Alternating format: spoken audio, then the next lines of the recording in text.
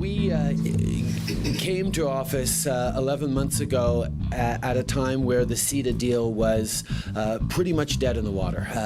The opposition against it in multiple corners around Europe was tremendous, and it was getting lumped in with the TTIP deal with the United States that nobody in Europe wants. So we had to do a tremendous amount of work to change the narrative and to change a lot of minds in Europe about this deal, which we know is good for Canada, but is also good for the European Union.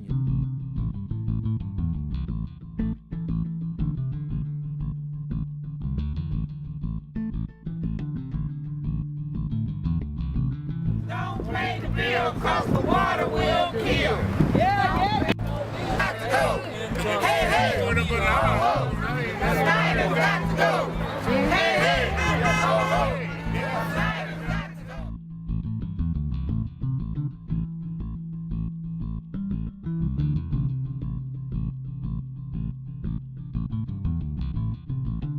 Prices for health insurance and healthcare are increasing. Because of this, 26% of cancer patients cannot even afford medical attention, and 18% cannot afford medication.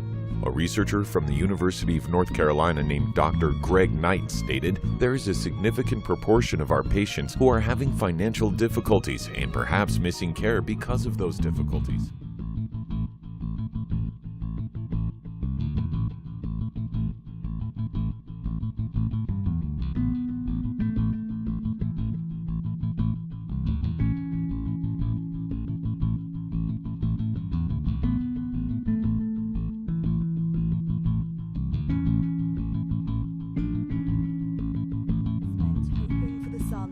Finally arrived, bringing respites from the relentless rain. But with warnings there could be more flooding ahead, the pumps work overtime. And so do the politicians, trying to get the message across they're now on top of things and taking the issue of climate change seriously.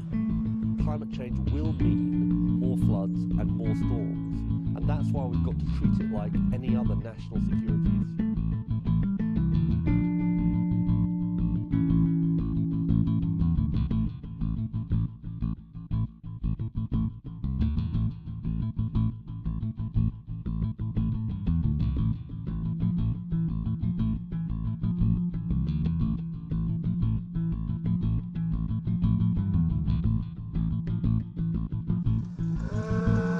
As urban Shortgis tends to his cows and cattle, his pasture is now at the center of a political fight. He lives in Wallonia, the southern region of Belgium. And because of petitions from farmers like Shortgis, the parliament that governs over these rolling hills has passed a resolution signaling it won't ratify CETA. They have the responsibility to protect the citizens. They have the responsibility to protect the land. They are there to make policies for the people of this area. Shortgis says CETA will lower health and safety standards for food in Europe. There's also concerns areas like Wallonia will be flooded with cheaper Canadian products.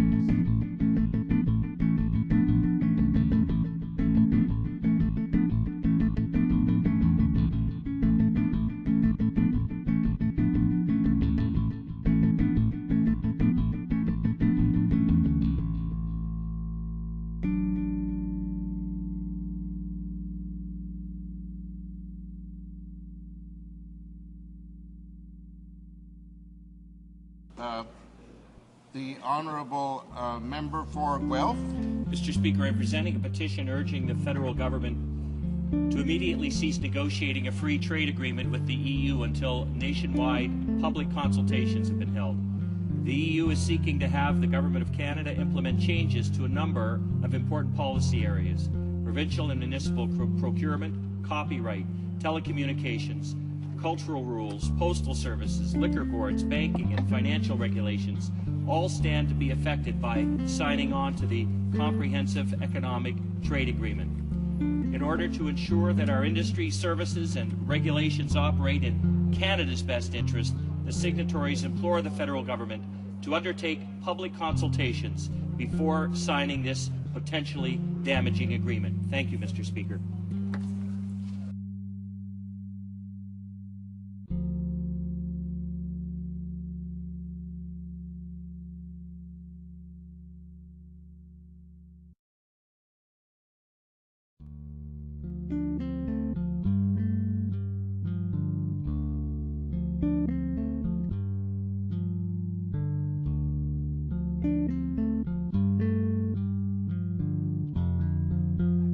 Oka's golfers have been playing the town's little 9-hole course for more than 30 years now, coexisting uneasily with the local Mohawk band. But when the course announced plans to expand onto other land considered sacred, the Kanesatake Mohawks took to the barricades, and they've been there ever since.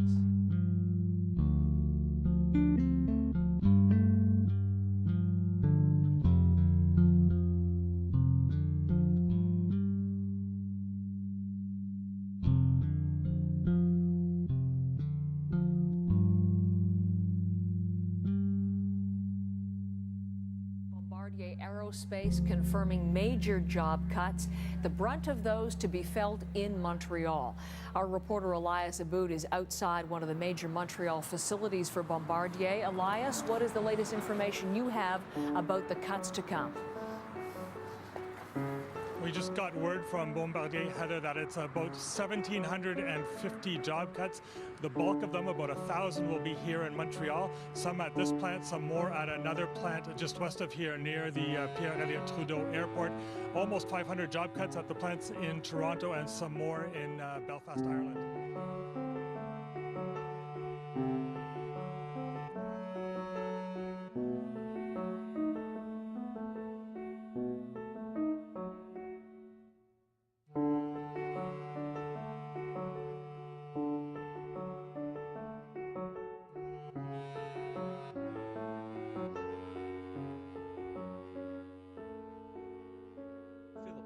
Has also launched a legal challenge against the small South American country of Uruguay for damaging its business prospects.